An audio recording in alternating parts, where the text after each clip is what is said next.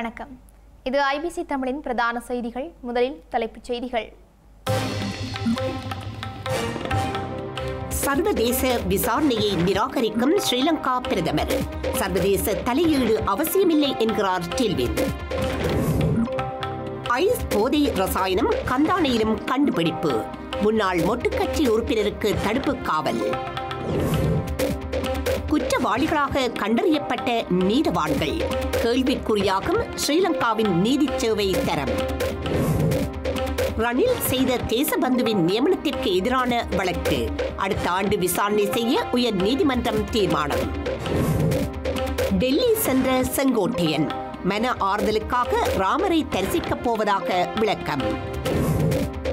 France அரசியலில் தொடரும் நெருக்கடிகள். நம்பிக்கை தீர்மானம் மூலம் பிரதமர் வெளியேற்றப்படும் சாத்தியம். ஸ்ரீலங்கா அரசினால் தமிழ் மக்களுக்கு எதிராக மேற்கொள்ளப்பட்ட அநீதிகள் தொடர்பான விசாரணைகளை ஒருபோதும் சர்வதேசம் மேற்கொள்ள முடியாது என்று மக்கள் விடுதலை முன்னணியும் அதன் தலைமையிலான தேசிய மக்கள் சக்தியும் திட்டவட்டமாக தெரிவித்துள்ளன. விசாரணை பொறிமுறைக்கு பொறுப்பானவர்களாக ஸ்ரீலங்காவே இருக்க வேண்டும் தவிர அந்த பொறுப்பில் சர்வதேசம் இருக்க முடியாது என்று பிரதமர் ஹரணி அமரசூரிய குறிப்பிட்டுள்ளார். ஜெனீவா சக்கரத்திலிருந்து முதலில் விடுபட வேண்டும் என குறிப்பிட்டுள்ள கலாநிதி ஹரணி அமரசூரிய, பொறுப்புக்கூறல் விசாரணைகளை முன்னெடுப்பது ஐக்கிய நாடுகள் மனித உரிமை பேரவையை திருப்திப்படுத்துவதற்காகவோ அல்லது மகிழ்விப்பதற்காகவோ அல்ல எனவும் சுட்டிக்காட்டியுள்ளார். இந்த விசாரணைகள் ஊடாக தமக்கு வாக்களித்த மற்றும் வாக்களிக்காத மக்களின் பிரச்சினைகளை தீர்ப்பதற்கே கடமைப்பட்டுள்ளதாக அவர் கூறியுள்ளார். செம்மணி மனித புதைகுழி மாத்திரமல்லாமல் வேறு பல மனித புதைகுழிகள் குறித்தும் விசாரணைகள் இடம்பெறுவதாகவும் ஸ்ரீலங்கா பிரதமர் சுட்டிக்காட்டியுள்ளார்.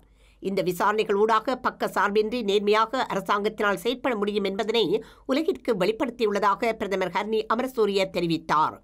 கடந்த அரசாங்கங்கள் ஜெனீவாவுக்கு சென்று அறிக்கைகளை சமர்ப்பித்துவிட்டு மாத்திரம் வந்தார்களே தவிர நாடு திரும்பியதும் அதனை மறந்துவிட்டிருந்தார்கள் எனவும் பிரதமர் விமர்சித்துள்ளார். இதனை சர்வதேசத்துடன் தொடர்புபட்ட விடயங்களாக கருதுவது தவறான அணுகுமுறையாகும் எனவும் கலாநிதி ஹரணி அமரசூரிய சுட்டிக்காட்டியுள்ளார். ஸ்ரீலங்காவின் உள்நாட்டு பிரச்சினைக்குள் வெளிப்புற சக்திகளை கொண்டுவர வேண்டிய தேவை இல்லை எனவும் சர்வதேச தலையீடு தேவையில்லை எனவும் மக்கள் விடுதலை முன்னணியின் பொதுச் செயலாளர் டில்வின் சில்வா குறிப்பிட்டுள்ளார். இந்த குற்றங்களுடன் கடந்த கால அரசாங்கங்களும் தொடர்பு பட்டுள்ளதால் அது தொடர்பான விசாரணைகள் முன்னெடுக்கப்படவில்லை என அவர் கூறியுள்ளார். குற்றங்களை செய்தவர்கள் நீதியை பெற்றுத்தர மாட்டார்கள் எனவும், எனினும் தற்போது இருக்கும் மக்களின் அரசாங்கம் என்பதால் மக்களுக்கு நீதியை பெற்றுக் கொடுக்க கடமைப்பட்டுள்ளதாகவும் டில்வின் சில்வா குறிப்பிட்டுள்ளார். எல்லை நிர்ணய செயற்பாட்டில் உள்ள பல சிக்கல்கள் காரணமாக மாகாண சபை தேர்தலை நடத்த முடியவில்லை எனவும் அவற்றை தீர்க்க ஒரு புதிய எல்லை நிர்ணய ஆணைக்குழு நியமிக்கப்படும் என்றும் ஜேவிபி பொதுச் செயலாளர் டில்வின் சில்வா கூறியுள்ளார். மக்கள் விடுதலை முன்னணியின் யாழ்ப்பாண மாவட்ட அலுவலகத்தில் நேற்று நடைபெற்ற நூலக திறப்பு விழாவில் கலந்து கொண்ட பின்னர் ஊடகங்கள் எழுப்பிய கேள்விக்கு பதிலளித்த போதே அவர் இதனை கூறியுள்ளார். எல்லை நிர்ணய செயற்பாட்டில் பல தவறுகள் இருந்ததாலேயே வாக்கெடுப்பு நடத்தி அதனை நாடாளுமன்றத்தில் நிறைவேற்ற முடியவில்லை என டில்வின் சில்வா குறிப்பிட்டுள்ளார். புதிய எல்லை நிர்ணயம் மேற்கொள்ளப்பட வேண்டும் என குறிப்பிட்ட அவர், எல்லை நிர்ணய செயல்முறை அடுத்த ஆண்டு நிறைவடையும் எனவும் கூறியுள்ளார். இதன் பின்னர் மாகாண சபை தேர்தலை நடத்த முடியும் என தாம் நம்புவதாகவும் மக்கள் விடுதலை முன்னணியின் பொதுச் செயலாளர் குறிப்பிட்டுள்ளார். தேசிய மக்கள் சக்தியுடன் இணைந்து ஜனாதிபதி தேர்தல், நாடாளுமன்ற தேர்தல் மற்றும் பல உள்ளூராட்சி நிறுவனங்களிலும் வெற்றி பெற்றதாகவும் அவர் கூறியுள்ளார்.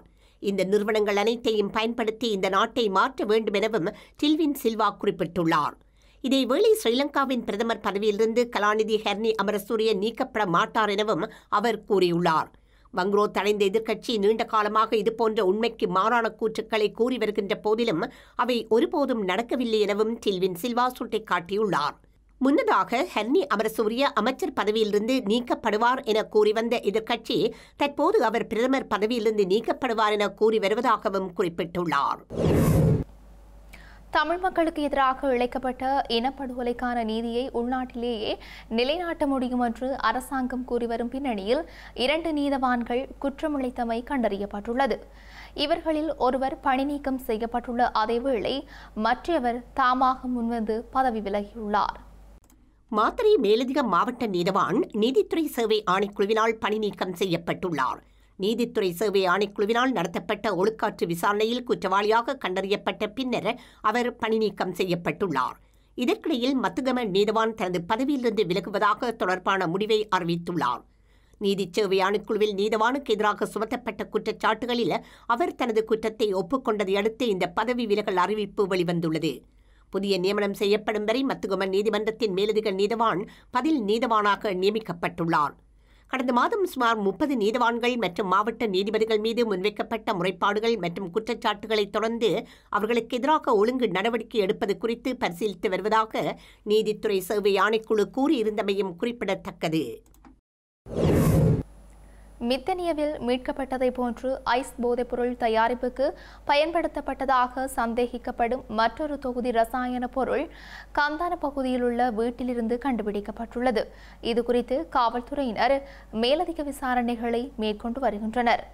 தலாவ மித்தனியாவில் உள்ள காணியில் நடத்தப்பட்ட சோதனையின் போது கடந்த 6ஆம் தேதி 50,000 கிலோகிராம் ரசாயன பொருள் மீட்கப்பட்டிருந்தது. தற்போது கண்டுபிடிக்கப்பட்ட ரசாயன பொருட்களானது மித்தனியாவில் மீட்கப்பட்ட ரசாயனத்துடன் மிகவும் ஒத்திருப்பதாகவும் அவை ஐஸ் தயாரிப்பிற்கும் பயன்படுத்தப்பட்டதாகவும் நம்பப்படுகின்றது என தெரிவிக்கப்பட்டுள்ளது.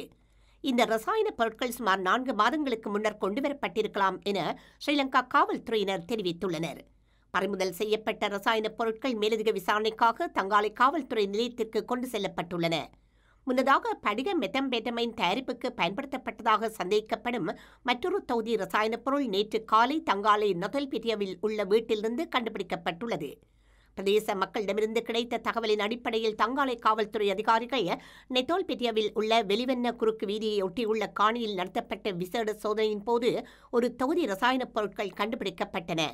இந்த பொருட்கள் ஐஸ் எனப்படும் போதைப்பொருள் தயாரிப்புக்கு பயன்படுத்தப்படும் ரசாயனங்களாக இருக்கலாம் என சந்தேகிக்கப்படுவதாக காவல்துறை அதிகாரிகள் மேலும் தெரிவித்தனர். இதேவேளை மித்தனிய தலாவ பகுதியில் உள்ள காணியில் ஐஸ் போதைப்பொருள் தயாரிப்புக்கு பயன்படுத்தப்பட்டதாக நம்பப்படும் ரசாயன பொருட்கள் மீட்கப்பட்ட வழக்கில் கைது செய்யப்பட்ட ஸ்ரீலங்கா பொதுஜன பெரமுனவின் முன்னாள் பிரதேச சபை உறுப்பினரான சந்தேக நபரை தடுப்பு காவலில் வைத்து விசாரிப்பதற்கான உத்தரவை ஸ்ரீலங்கா காவல்துறையினர் பெற்றுள்ளனர். இதன் பிரகாரம் பியாஸ் மனம்பேரி என அடையாளம் காணப்பட்ட இந்த சந்தேக நபரை 7 நாட்கள் தடுப்பு காவலில் வைத்து விசாரிப்பதற்கு வலஸ்முல்ல நீதவான் நீதிமன்றம் அனுமதி வழங்கியுள்ளது. பியால் மனம்பேரி மற்றும் அவரது சகோதரர் சம்பத் ஆகிய இருவரும் ரசாயனங்களை மறைத்து வைத்த குற்றச்சாட்டில் ஈடுபட்டுள்ளமை இந்த பிரபல ஒழுங்கமைக்கப்பட்ட குற்றங்களில் ஈடுபடும் பாதாள உலக குழுவைச் சேர்ந்த ஹெகல் பத்ர பத்மே என்ற நபருக்கு நெருக்கமானவர்கள் என்பதும் காவல்துறையினரின் விசாரணையில் தெரியவந்துள்ளது. ஸ்ரீலங்கா பிரஜைகள் 83 பேரின் கடவுச்சீட்டுகளை வைத்திருந்த குற்றச்சாட்டில் பெண் ஒருவர் உட்பட 2 காவல்துறையினர் கைது செய்துள்ளனர். கணேமுல்ல காவல் பிரிவில் ஹொரகொல்ல பகுதியில் வைத்து இந்த சந்தேக நபர்களும் கைது செய்யப்பட்டதாக தெரிவிக்கப்பட்டுள்ளது. கம்பகா கணேமுல்ல காவல் நிலைய அதிகாரிகள் குழு நடத்திய சோதனையை தொடர்ந்து 2 கைது செய்யப்பட்டதாக காவல்துறையினர் தெரிவித்தனர். மத்தளை பகுதியைச் சேர்ந்த 51 வயதான ஆண் சந்தேக நபரும் கணேமுல்ல பகுதியைச் சேர்ந்த 62 வயதான பெண் சந்தேக நபருமே இவ்வாறு கைது செய்யப்பட்டுள்ளனர். இந்த சம்பவம் தொடர்பான மேலதிக விசாரணைகளை கணேமுல்ல காவல்துறையினர் மேற்கொண்டு வருகின்றனர். ஆபத்தான மற்றும் அங்கீகரிக்கப்படாத மாற்றங்களை செய்து வாகனங்களை செலுத்தும் சாரதிகளுக்கு எதிராக இன்று முதல் கடுமையான சட்டங்கள் நடைமுறைப்படுத்தப்படும் என்று ஸ்ரீலங்காவின் போக்குவரத்து பிரதி அமைச்சர் டாக்டர் பிரசன்ன குணசேன தெரிவித்துள்ளார். போக்குவரத்து விதிமுறைகளை மீறி பொருத்தப்பட்ட அதிகப்படியான சத்தம் கொண்ட ஒலி அமைப்புகள் மற்றும் பலவண்ண ஒளிரும் விளக்குகள் பொருத்தப்பட்ட வாகனங்கள் மீது விசேட கவனம் செலுத்தப்படும் என்று பிரதி அமைச்சர் சுட்டிக்காட்டியுள்ளார். கல்வித்துறையில் நீண்டகாலமாக பணியாற்றி வரும் அபிவிருத்தி உத்தியோகத்தர்களை ஆசிரியர் சேவைக்குள் உள்வாங்குமாறு கோரி இன்று கிழக்கு மாகாண ஆளுநர் செயலகத்திற்கு முன்பாக கவனஈர்ப்பு ஆர்ப்பாட்டம் ஒன்று முன்னெடுக்கப்பட்டுள்ளது. இந்த போராட்டத்தில் பெருமளவான அபிவிருத்தி உத்தியோகத்தர்கள் கலந்து கொண்டதுடன் போராட்டத்தின் இறுதியில் தமது கோரிக்கைகள் அடங்கிய மகஜர் ஒன்றினையும் கிழக்கு மாகாண ஆளுநரிடம் அவர்கள் கையளித்துள்ளனர்.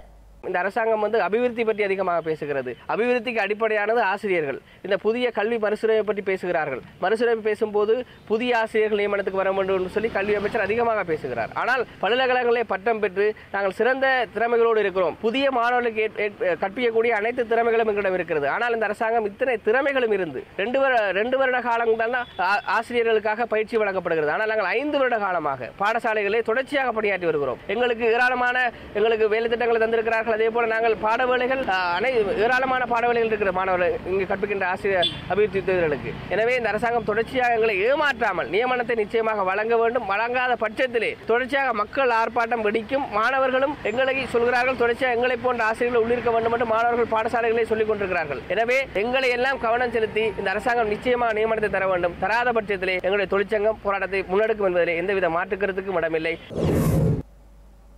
ஸ்ரீலங்காவின் காவல்துறை மா அதிபராக தேசபந்து தென்னகோனை நியமிக்க முன்னாள் ஜனாதிபதி ரணில் விக்ரமசிங்க எடுத்த முடிவு அரசியல் அமைப்புக்கு முரணானது என்று தீர்ப்பளிக்க கோரி தாக்கல் செய்யப்பட்ட மனுக்களை அடுத்த ஆண்டு விசாரிக்க உச்சநீதிமன்றம் தீர்மானித்துள்ளது.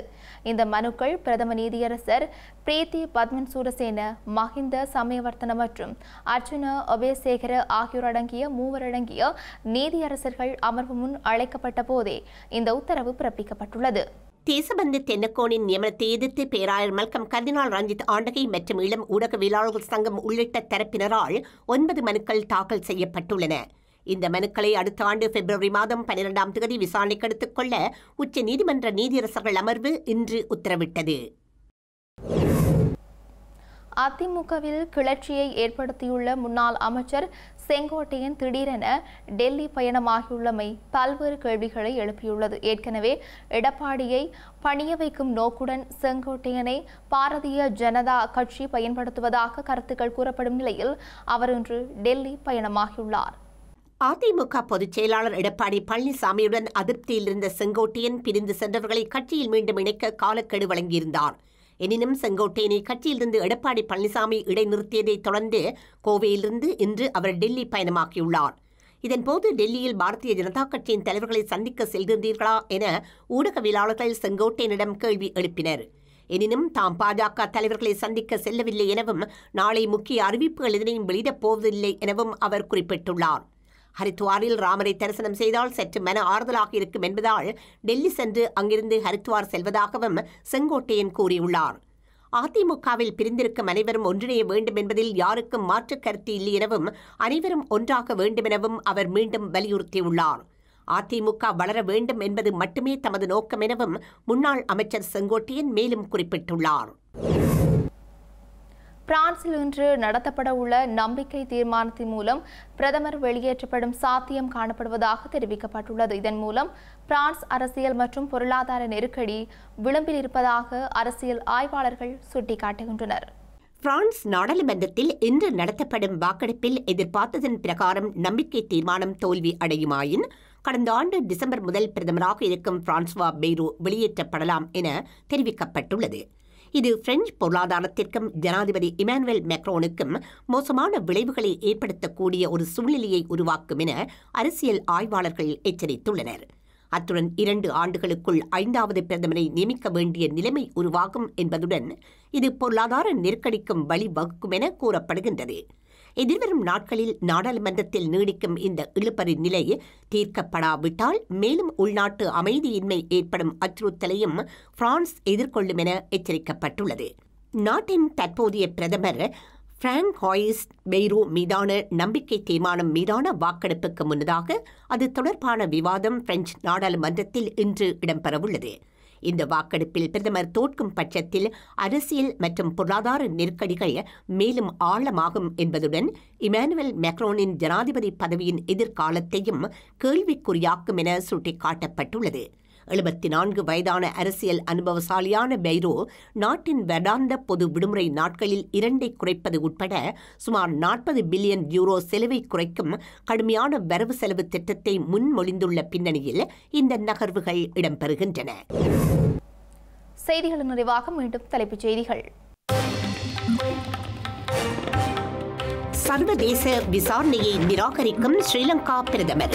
சர்வதேச தலையீடு அவசியமில்லை என்கிறார் டில்வின்.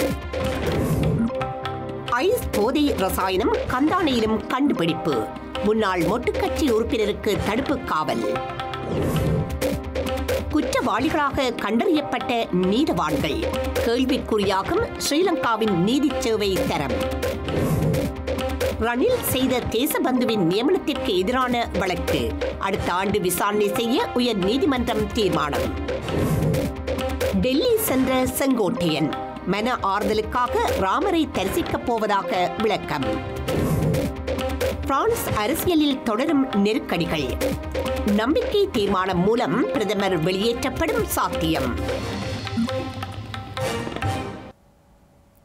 இத்துடன் ஐபிசி தமிழின் பிரதான செய்திகள் நிறைவு பெற்றன.